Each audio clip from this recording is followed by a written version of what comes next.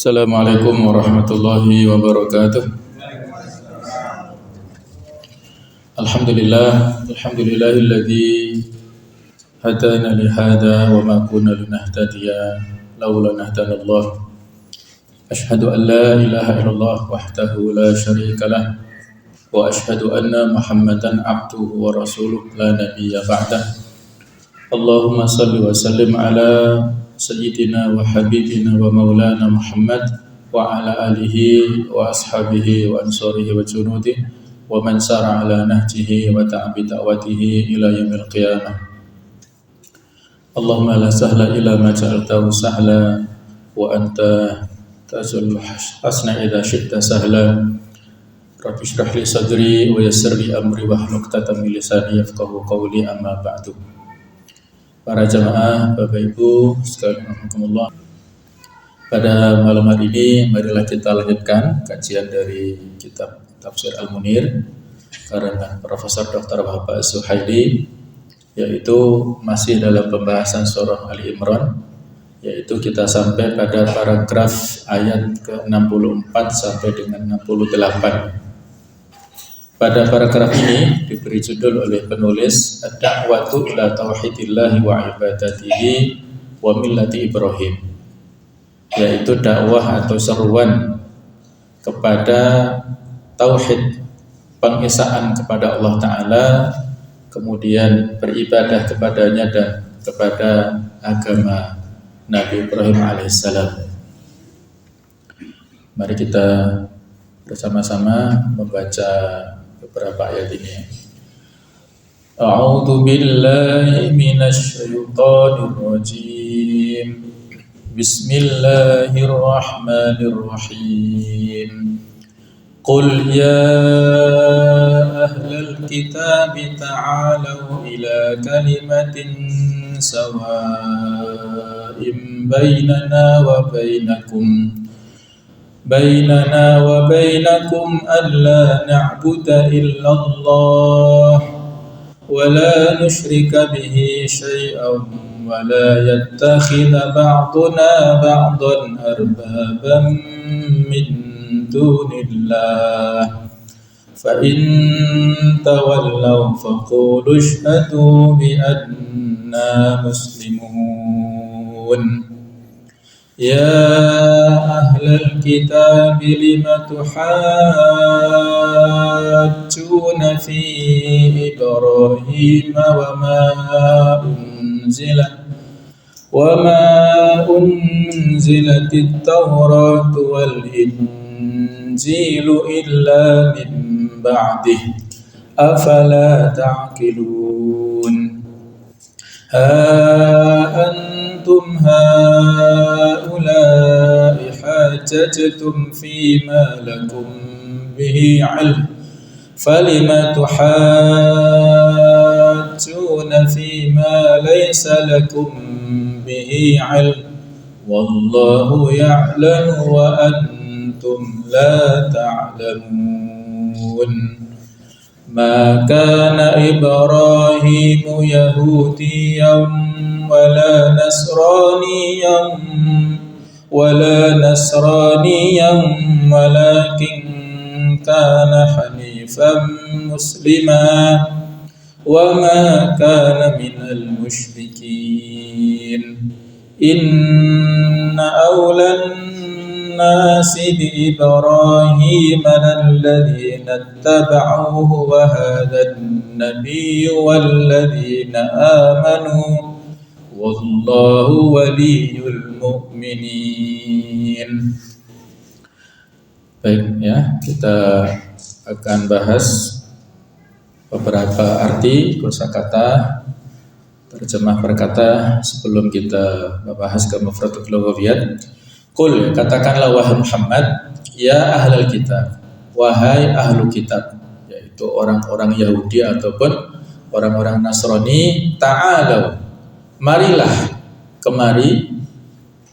kita menuju kepada ila kalimatin sawa, kepada suatu kata, suatu kalimat pegangan yang sama, bainana wa bainakum, antara kami dan kalian.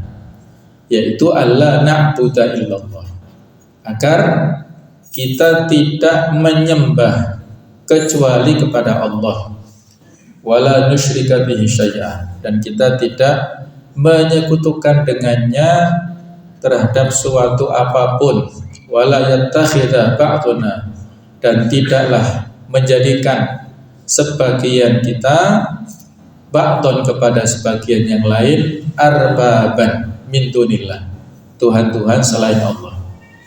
Fa in tawallau, maka apabila mereka berpaling, faqulu, maka katakanlah kepada mereka, isyhadu bi anna muslimun, saksikanlah bahwa kami adalah orang-orang muslim. Ya ahlul kitab, wahai ahlul kitab, lima tuhajuna fi Ibrahim, mengapa kalian berbantah-bantahan terhadap atau tentang Nabi Ibrahim? Wa ma unzilatit Taurah wal Injil, dan apa wa ma unzilat, padahal Taurat ataupun Injil itu telah diturunkan setelah Nabi Ibrahim, illa min ba'di, kecuali setelah Nabi Ibrahim. Jadi wa ma unzilat, tidaklah diturunkan at-Taurat ataupun Injil illa min ba'di, kecuali sesudah diutusnya Nabi Ibrahim. Afala taqilun, tidakkah kalian berfikir? Ha antum, begitulah kalian, haulai, yaitu mereka itu, hajaztum, kalian telah berbantah-bantahan fi ma lakum bihi ilm, terhadap sesuatu yang apa yang kalian ketahui. Falimatu hajuna, maka mengapakah kalian berbantah-bantahan juga fi ma laisa lakum ilm, tentang apa yang tidak kalian ketahui. Wallahu ya'lamu, sementara Allah itu maha mengetahui, wa antum la ta'lamun, dan kalian tidak mengetahui. Maka Ibrahim, tidaklah Nabi Ibrahim itu seorang Yahudiyan, orang Yahudi, wala Nasraniyan, juga bukanlah orang Nasrani, walakin kana hanifah muslimah, tetapi Nabi Ibrahim itu adalah seorang yang muslim, yang lurus. Wa ma kana minal musyrikin, dan tidaklah dia termasuk orang-orang yang musyrik. Inna aulan nas, sesungguhnya orang yang paling dekat, yang paling utama bi Ibrahim, kepada Nabi Ibrahim, adalah lalladzina taba'uhu, yaitu orang yang mengikutinya. Wa hadzan nabiyyu, dan nabi ini yaitu Nabi Muhammad, walladzina amanu, dan orang-orang yang beriman. Wallahu waliyul mu'minin, dan Allah adalah pelindung bagi orang-orang yang beriman. Inilah ayat-ayat yang menjadi kelanjutan pembahasan dari ayat-ayat sebelumnya.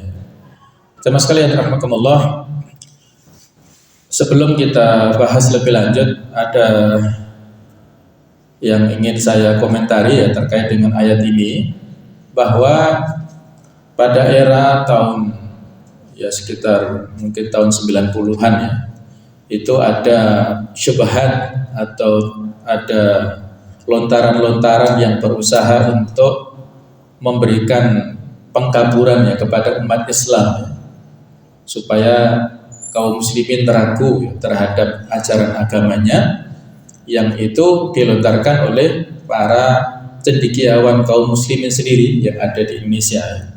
Saya tidak menyebut namanya. Nah, di antaranya adalah mereka berdalih dengan ayat ini, bahwasanya semua agama itu sama. Nah, itu salah satu konklusinya ya, salah satu kesimpulannya. Semua agama sama karena Tuhan yang disembah juga sama. Nah, salah satu yang dijadikan dasar ayat ini yaitu kalimatin sawa, kata pegangan kalimat yang sama di sini. Jadi tidak ada bedanya antara Islam, Kristen, Yahudi dan lain-lain, ini sama. Nah, jadi dipotong ayat ini ya, ila kalimatin sawa di sini. Bainana wa bainakum ya, titik sampai di sini.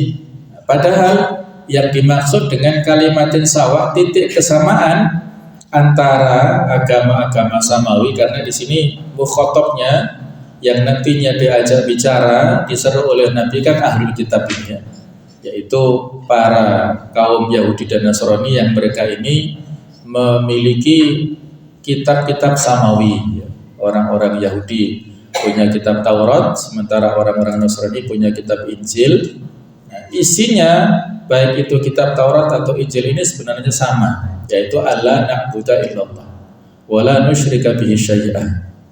Jadi isi kitab Taurat, Injil ataupun Al-Qur'an ini ada kesamaan dalam hal dakwah tauhid, mentauhidkan Allah Subhanahu wa taala. Tetapi pada prakteknya orang-orang Yahudi di antara praktek kesyirikannya mereka menjadikan Uzair sebagai ibnullah, anak Allah, dan orang-orang Nasrani menjadikan Isa adalah ibnullah. Itulah bentuk-bentuk kesyirikan daripada orang-orang ahlul kitab. Nah, nanti akan lebih jelas ya dalam penjelasannya. Berikutnya kita akan langsung kepada pembahasan mufradat lughawiyah, arti kosakata secara bahasa yang ada di beberapa ayat ini, yaitu ya ahlul kitab, wahai kaum Yahudi,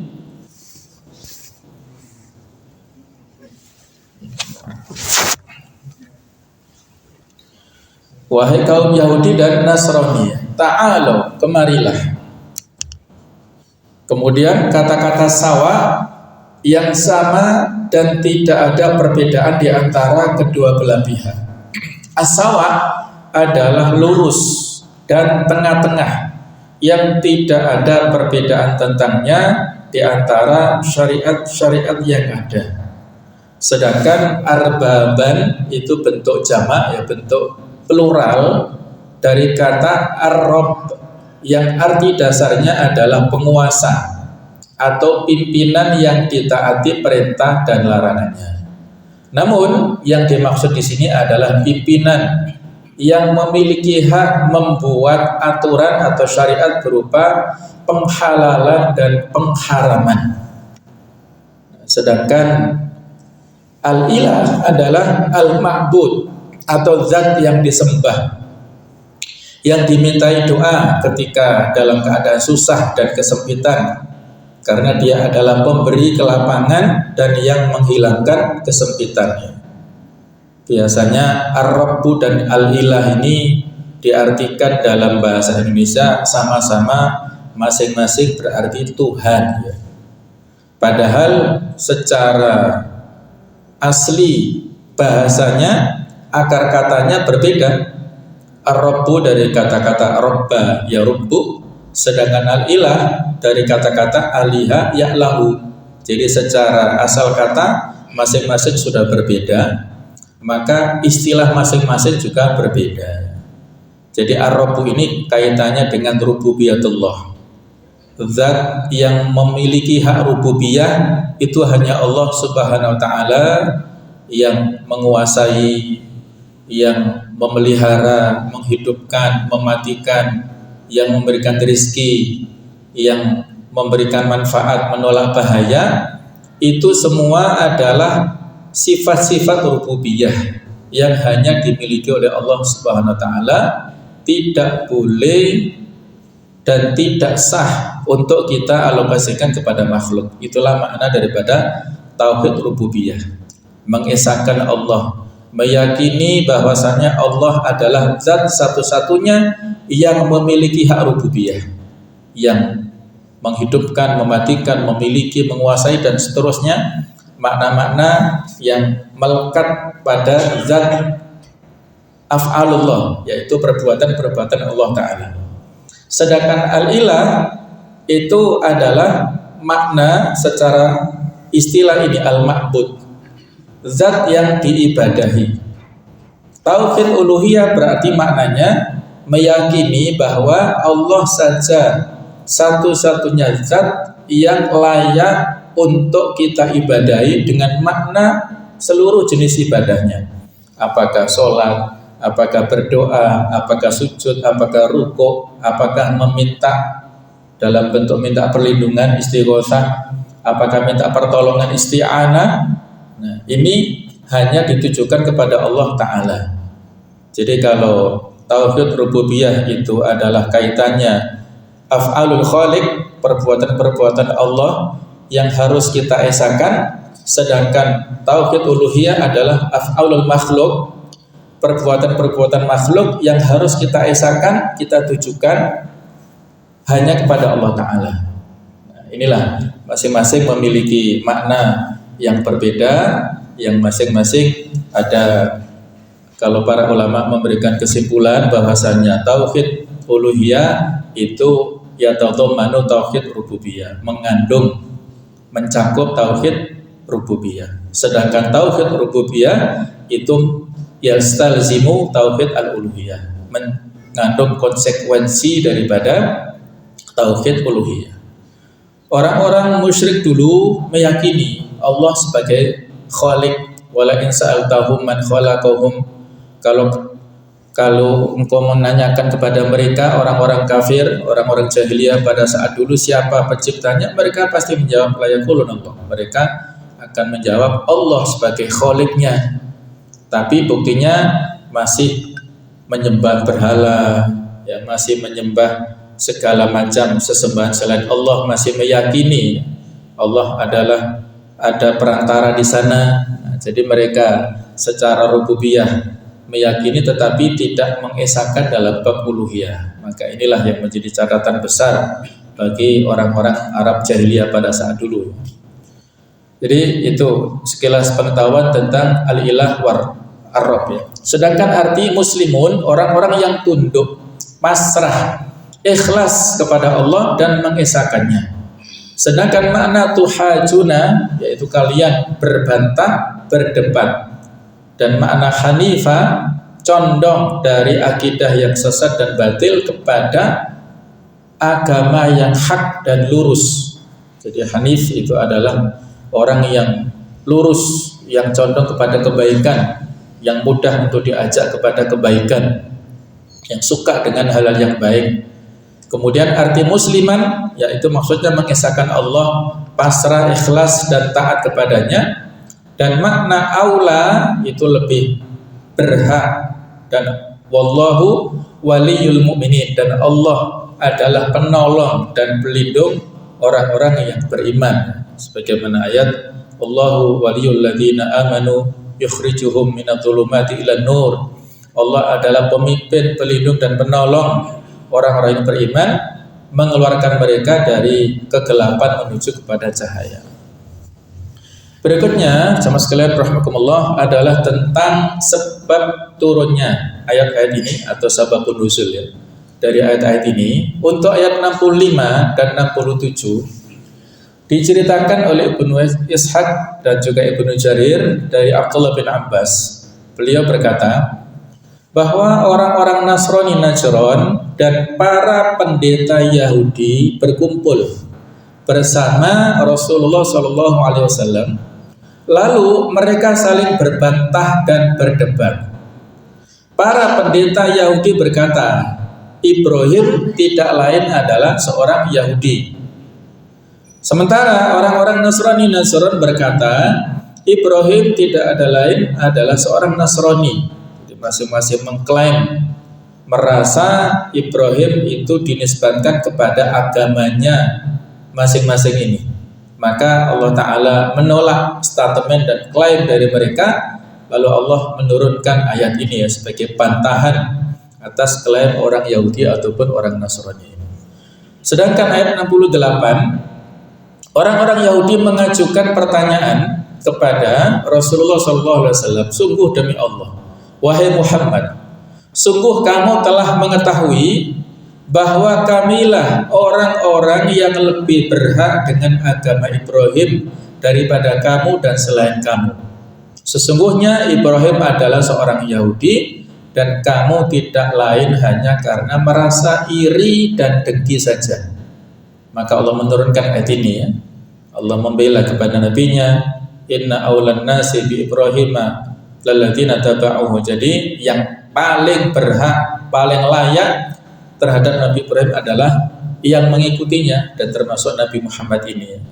Ini seperti yang dilakukan oleh orang-orang Bani Israel ataupun orang-orang Yahudi ya, pada saat mereka memperingati diselamatkannya Nabi Musa dari kejaran Fir'aun ya di Laut Merah, yaitu pada tanggal 10 Muharram, yaitu hari Asyura itu.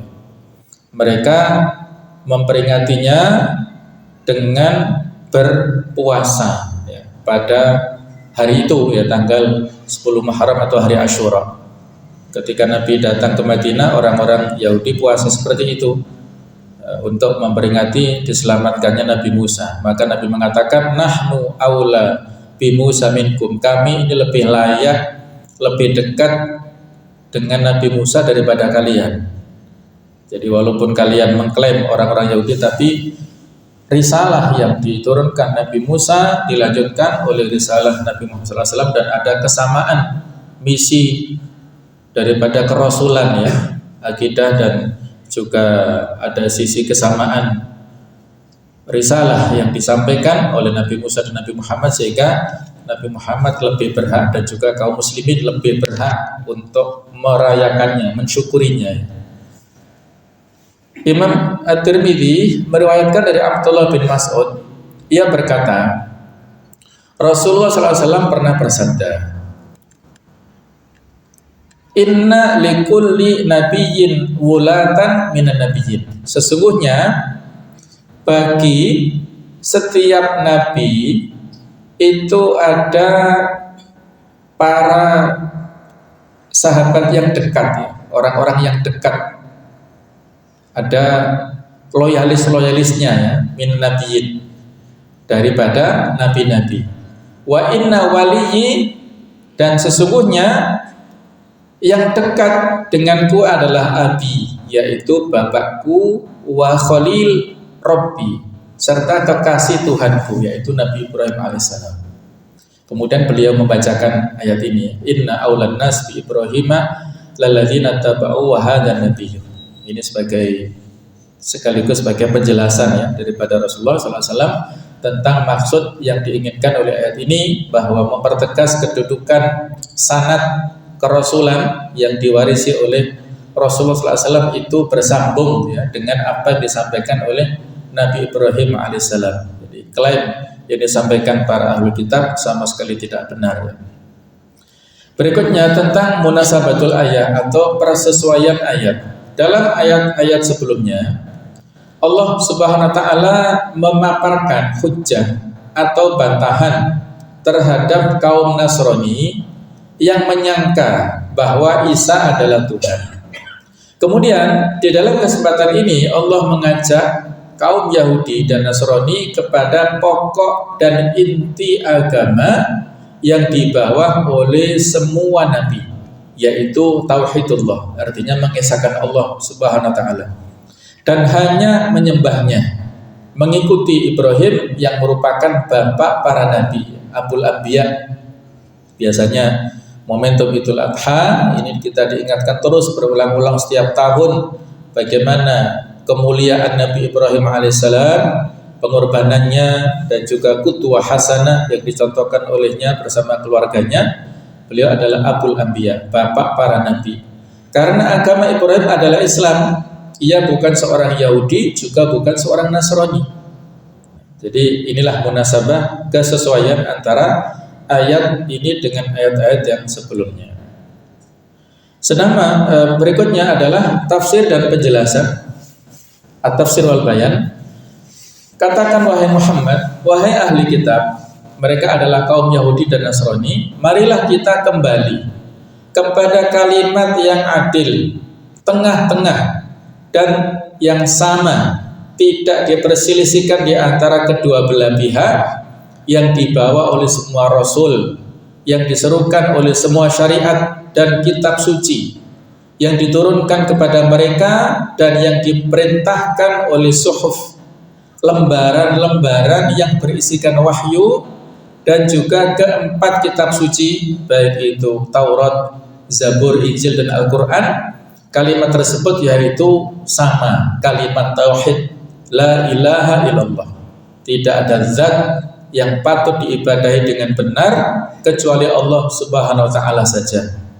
Hanya menyembah Allah taala, menyerahkan otoritas pembuatan aturan dan syariat, yaitu otoritas menghalalkan dan mengharamkan kepadanya, tidak menyekutukannya dengan sesuatu apapun, tidak menjadikan sebagian dari kita sebagai Tuhan selain Allah seperti berhala, salib, patung ataupun taghut. Taghut adalah bisa bermakna setan atau segala hal yang disembah selain Allah Ta'ala, dan juga misalnya berupa api ya. Inilah segala macam bentuk sesembahan yang diyakini oleh masyarakat pada zaman dahulu, bahkan sampai sekarang pun juga ada yang masih punya keyakinan tadi. Kalau kita kembalikan kepada rububiyah tadi, masih diberikan kepada makhluk-makhluk.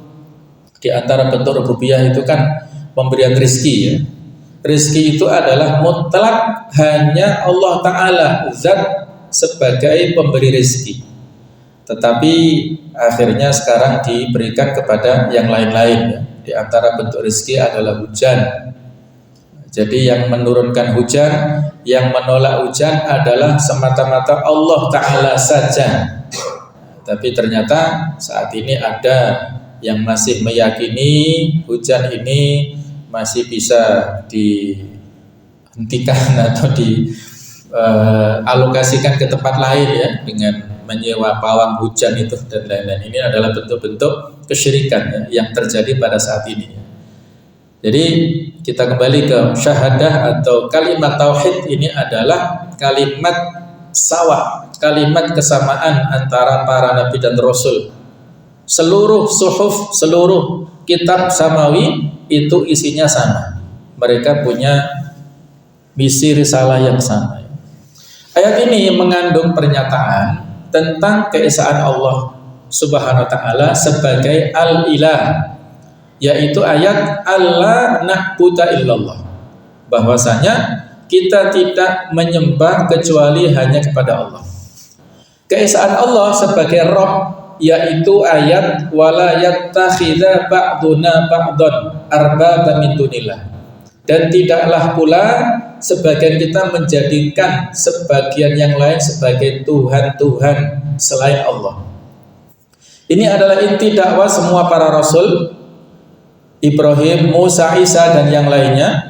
Dan Allah Ta'ala berfirman di surat Al-Anbiya ayat 25, dan kami tidak mengutus seorang rasul pun sebelum engkau Nabi Muhammad, melainkan kami wahyukan kepadanya bahwa tidak ada Tuhan yang berhak disembah selain aku, yaitu Allah, maka sembahlah aku. Jadi sama, semuanya rasul ini punya misi yang sama.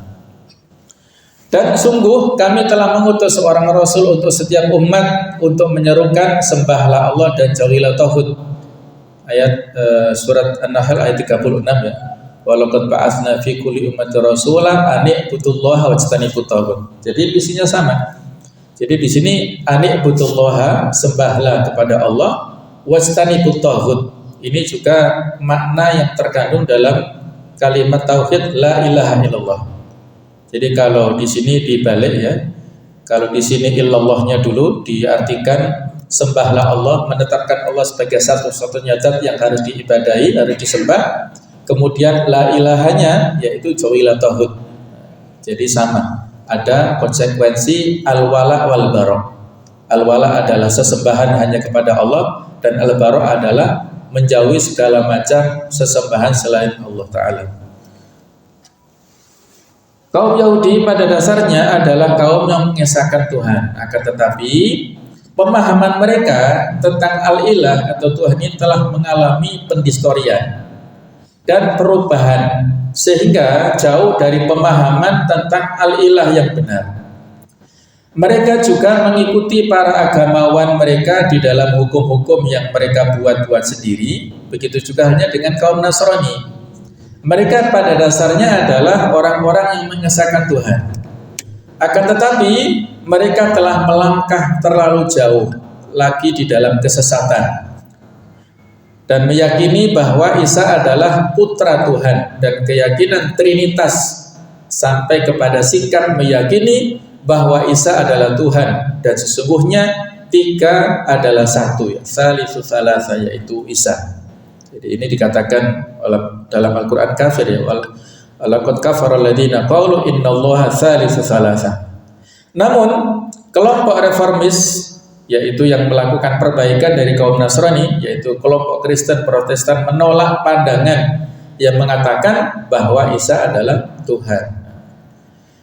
Pada zaman dahulu ada seorang sahabat, ya, yang dahulunya itu Nasrani, yaitu Adi bin Hatim.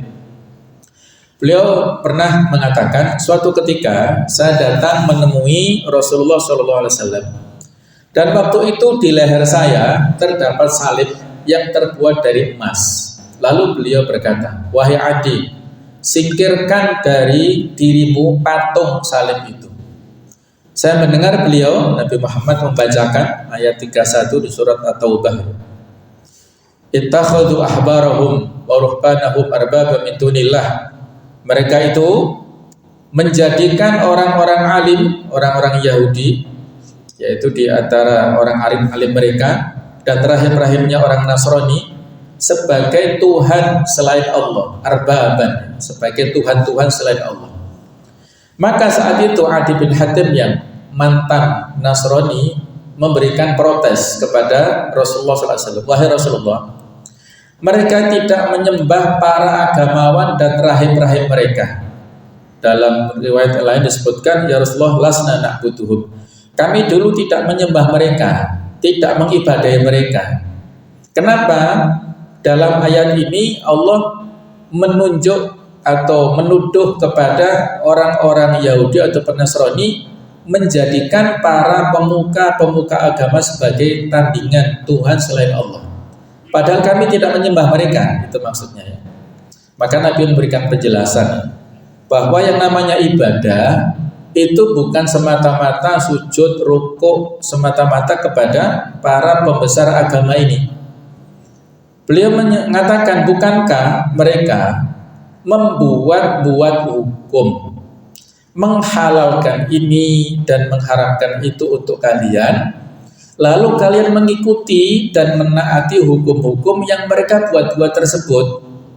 Mereka menghalalkan sesuatu yang haram dan mereka mengharamkan sesuatu yang halal. Jadi hukum yang dipakai oleh pemuka agama ini bertabrakan dengan hukum-hukum yang dibuat, yang diturunkan Allah Ta'ala, yang lewat para rasulnya itu. Maka Adi bin Hatim memberikan jawaban, bala, betul ya Rasulullah. Maka Nabi memberikan jawaban, fatilka ibadatuhum. Maka seperti itulah bentuk ibadahnya para pengikut orang-orang Yahudi atau Nasrani itu kepada para pemuka agamanya. Nah, jadi seperti ini, ya, yang para ulama tauhid memberikan penjelasan. Ini disebut dengan syirkut ta'ah, syirik dalam bab ketaatan. Ketika ada pembuat undang-undang, isinya itu bertentangan dengan Al-Quran, isinya bertentangan dengan hadis, kemudian kita taati sami'na wa ata'na, maka hati-hati, berarti ada indikasi dari kita melakukan kesyirikan dalam bab ketaatan. Syirik taat kepada pemimpin dalam hal maksiat kepada Allah, ini hati-hati. Tanggal 1 Juni yang lalu kita memperingati, ya, tentang hari lahirnya Pancasila, yang walaupun ada perbedaan pendapat apakah betul 1 Juni itu lahirnya Pancasila atau 18 Agustus, ya, karena yang dicetuskan oleh Soekarno 5 dasar atau Pancasila itu berbeda dengan yang kita pakai saat ini. Bahkan beliau menjadikan sila ketuhanan sila yang kelima, dan itu pun judulnya atau kalimatnya ketuhanan yang berkebudayaan, bukan ketuhanan yang Maha Esa. Jadi ada pro kontra, sedangkan untuk Pancasila 18 Agustus itu yang kita pakai saat ini, dan itu walaupun sila pertama ada perubahan dari Piagam Jakarta yang tanggal 22 Juni itu, ya. Jadi ini perbedaan di antara kita, tapi karena Presiden sudah membuat keputusannya dalam bentuk Kepres nomor 24 tahun 2016, 1 Juni lahirnya Pancasila, ya, sebagai warga negara yang baik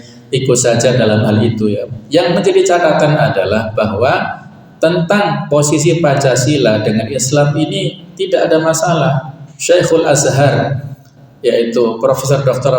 Ahmad At-Thayyib menyampaikan bahwa Pancasila ini adalah sila-silanya itu merupakan rincian ataupun senafas senilai dengan apa yang ada dalam prinsip-prinsip keislaman.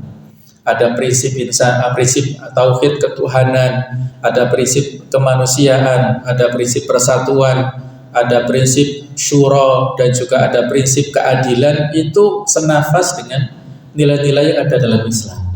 Nah, jadi itu kurang lebih. Kemudian para ulama dalam memberikan tafsir juga panjang lebar ya.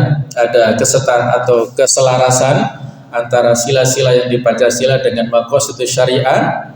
Ya, ini penjelasannya panjang, tetapi dalam hal ini yang perlu ditaati atau perlu diperhatikan di sini, adakah klausul-klausul yang ada di situ yang bertentangan dengan prinsip-prinsip keislaman, atau kalau diturunkan lebih bawah, karena Pancasila ini kan sebagai dasar ya, dasar negara, artinya menjadi pijakan legalitas daripada hukum-hukum yang dibuat secara urutan urutan perundang-undangannya itu kan sumbernya Pancasila ya. Jadi tidak boleh bertentangan.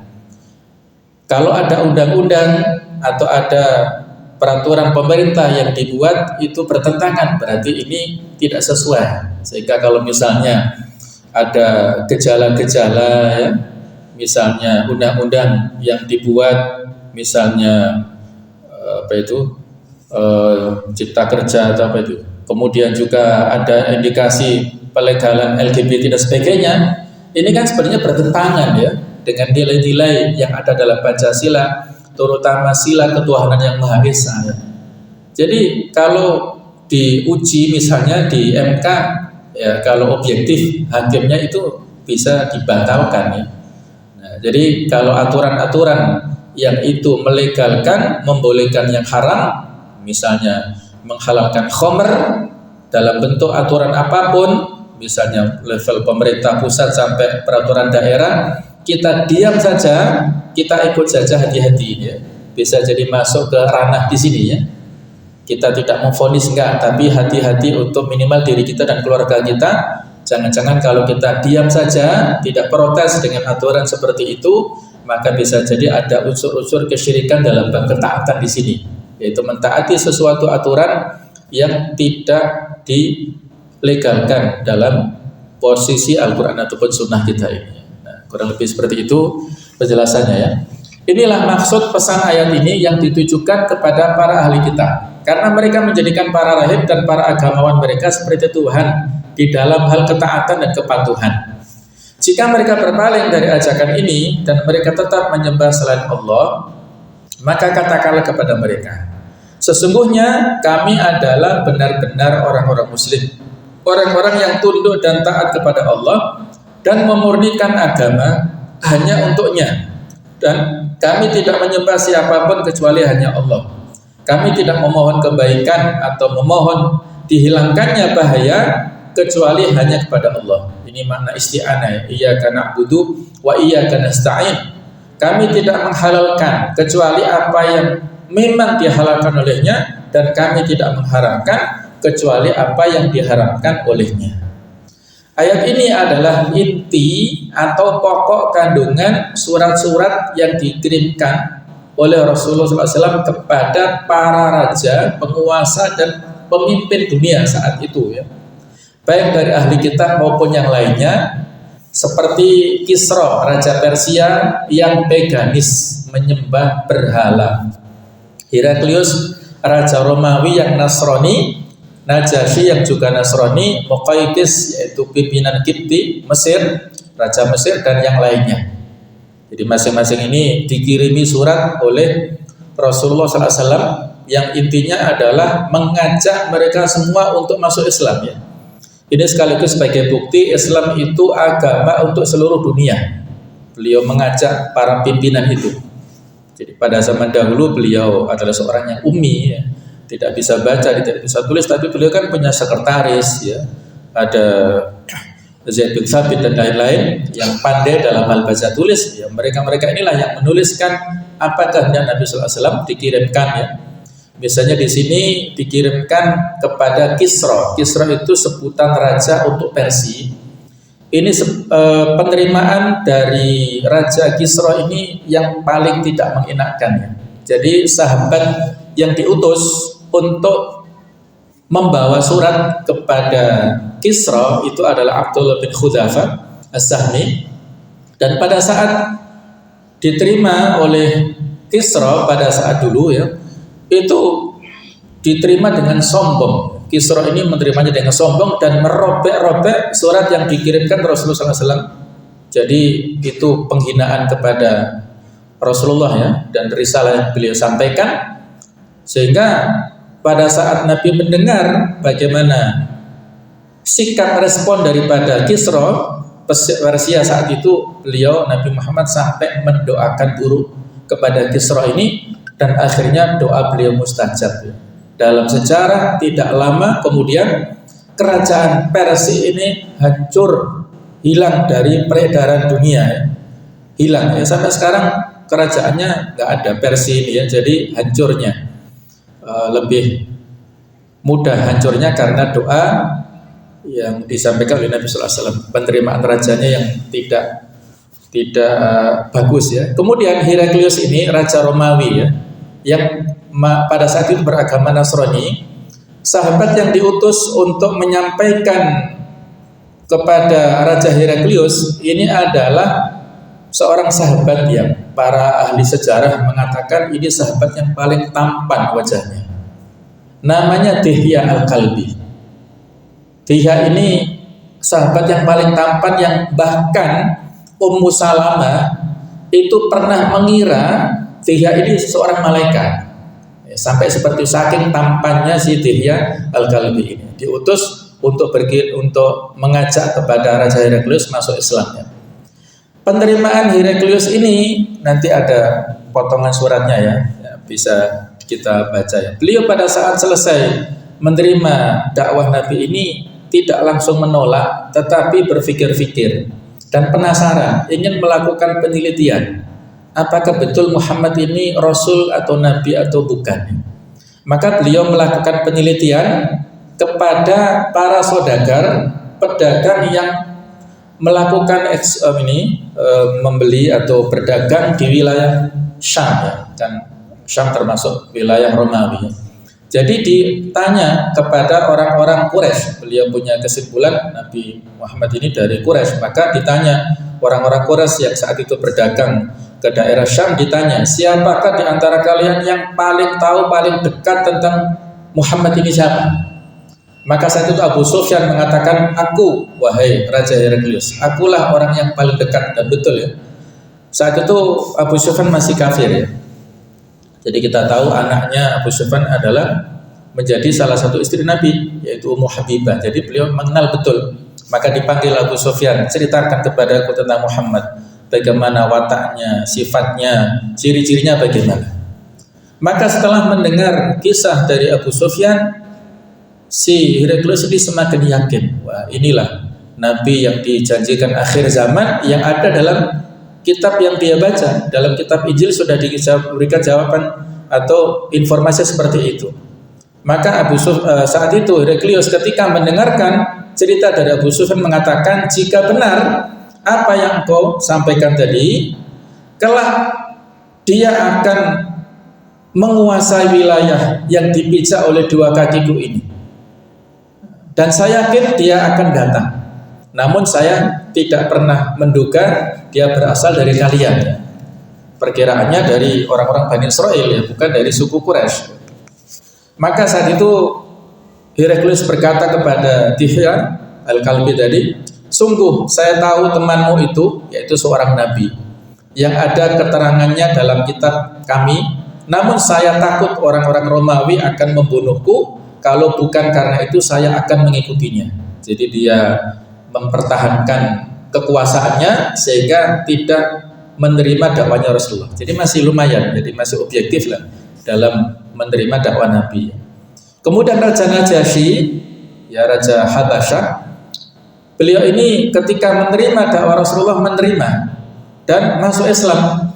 Jadi beliau masuk Islam bersama orang-orang yang ada di sekitar beliau, dan bahkan pada saat utusan Nabi yang bernama Amr bin Umayyah Al-Dhamri ini pulang, itu dibawa oleh-oleh yang sangat banyak. Jadi diberikan akhirnya kepada Rasulullah, dan pada saat tahap berikutnya Najasyi ini ketika wafat pun disolati ghaib oleh Nabi Muhammad SAW. Jadi menerima dakwah beliau. Sedangkan Muqawqis ini Raja Mesir ketika menerima dakwah Rasulullah, membaca dan tidak mau masuk Islam, tetapi masih memberikan apresiasi. Pada saat itu yang diutus untuk menyampaikan risalah atau surat kepada Muqawqis adalah seorang sahabat yang pernah kita ceritakan, Hatib bin Abi Balta'ah, ya, yang pernah mencoba untuk menyurati kepada keluarganya di Mekah saat Fathu Mekah itu, saat mau Fathu Mekah. Jadi Hatib ini diutus untuk menyampaikan surat kepada Muqawqis. Muqawqis tidak mau masuk Islam, tetapi masih memberikan apresiasi dengan memberikan bingkisan oleh-oleh berupa hadiah. Di sana ada pakaian yang bagus-bagus, ada kerajinan dari Mesir, ada juga keledai, ada kuda putih, dan yang istimewa ada 3 budak yang dihadiahkan oleh Muqawqis kepada Rasulullah. Ketika Rasulullah menyambut Hatib di Madinah, oleh-oleh ini salah satu dari 3 budak ini yaitu Maria Al-Qibtiyah, dijadikan budak oleh beliau, kemudian diperistri oleh beliau. Dan adapun Sirin, saudaranya Maria ini, diberikan kepada Hasan bin Thabit, seorang penyair. Dan ada lagi budak yang ketiga, Maburi namanya, diberikan kepada Abu Hudzaifah Al-Adawi. Nah, dari pernikahan Rasulullah dengan Maria Al-Qibtiyah inilah lahir Ibrahim, ya. Biasanya kita sampaikan kisahnya pada saat kita khutbah, ya, di sholat gerhana, ya, karena pada saat Ibrahim ini usia sekitar 19 bulan meninggal dunia, dan saat itu kebetulan terjadi gerhana matahari. Mereka mengira wafatnya Ibrahim inilah yang menyebabkan terjadinya gerhana. Akhirnya Nabi menjelaskan bukan begitu, ya. Jadi beliau sedihnya luar biasa karena dari istri-istri beliau itu hanya Khadijah saja dan Maria yang memberikan keturunan. Adapun yang lain tidak, ya. Bahkan Aisyah yang perawan pun juga tidak memberikan keturunan, ya, pada saat belum dinikahi, maksudnya, ya, perawan, ya. Jadi tidak memberikan keturunan. Nah, itulah kisah singkat tentang bagaimana penerimaan dari Muqawqis, ya, dan akhirnya memberikan hadiah yang banyak itu, ya. Inilah surat yang disampaikan oleh Rasulullah kepada Heraklius yang dalam bahasa Arab Bismillahirrahmanirrahim min Muhammad Rasulillah. Jadi pengirimnya disebutkan di awal, ya, seperti Nabi Sulaiman, innahu min Sulaiman wa innahu bismillahirrahmanirrahim ila Herakla azimir Rum, ya, dikirimkan kepada Raja Romawi Heraklius, salamun ala man ittaba'al huda, semoga keselamatan atas orang yang mengikuti petunjuk, ya, karena Heraklius kan masih kafir, jadi nggak boleh menyampaikan assalamualaikum, tapi salamun ala man ittaba'al huda. Kalau dia masuk Islam baru dia mendapatkan keselamatan. Amma ba'du fa inni ad'uka bi ta'ayatil Islam, ya. Adapun sesudah itu aku menyampaikan, mengajakmu dengan ajakan kepada Islam. Aslim taslam, masuklah Islam kamu akan selamat. Wa aslim yu'tikallahu ajraka marratain, kalau kamu masuk Islam maka Allah memberi pahala 2 kali kepadamu. Fa in tawallaita fa inna alaika ismal arisiyin, kalau kamu berpaling maka kamu akan menanggung dosa rakyatmu. Arisi di sini para ulama beda pendapat, di antaranya memaknai para petani. Kemudian beliau menuliskan ajakan ini yang sudah kita baca, ya. Ya ahli kitab ta'alu ila kalimatin, Al-Imran ayat 64 ini disampaikan di dalam surat ini, ya. Adapun perdebatan tentang seputar afiliasi Nabi Ibrahim, wahai kaum Yahudi dan Nasrani, kenapa kalian berdebat dan berbantah-bantahan tentang diri Nabi Ibrahim? Masing-masing dari kalian mengklaim bahwa agama yang dipeluk Nabi Ibrahim adalah agamanya. Wahai kaum Yahudi, bagaimana bisa kalian mengklaim bahwa Nabi Ibrahim adalah seorang Yahudi, Padahal ia diutus sebelum Allah menurunkan kitab suci Taurat kepada Nabi Musa. Kalian juga, wahai kaum Nasrani, bagaimana bisa kalian mengklaim bahwa Nabi Ibrahim adalah seorang Nasrani, padahal agama Nasrani datang jauh setelah Nabi Ibrahim. Jadi ini sesuatu yang tidak masuk akal ya. Kitab suci Taurat tidak diturunkan kepada Nabi Musa dan kitab suci Injil tidak diturunkan kepada Nabi Isa kecuali jauh setelah masa Nabi Ibrahim. Dikatakan bahwa rentang waktu antara masa Nabi Ibrahim dan masa Nabi Musa itu 700 tahun lamanya. Jedahnya ya. Sedangkan rentang waktu antara Nabi Musa diutus dan disusul Nabi Isa jauh adalah 1000 tahun. Oleh karena itu Allah memberikan teguran keras kepada mereka, afala ta'qilun. Maka apakah kalian tidak berpikir bahwa sesuatu yang terdahulu tidak mungkin menjadi pengikut sesuatu yang datang setelahnya? Apakah kalian tidak menyadari akan kelemahan dan kesalahan hujah atau argumen kalian itu? Inilah teman sekalian tentang tafsir dan penjelasan dari ayat ini. InsyaAllah akan kita lanjutkan pada kesempatan berikutnya. Mudah-mudahan ada manfaatnya. Kurang lebihnya mohon maaf, saya ikhlas-ikhlasnya. Subhanakallahumma bihamdik, asyhadu an la ilaha illa anta, astaghfiruka wa atubu ilaik. Wassalamualaikum warahmatullahi wabarakatuh.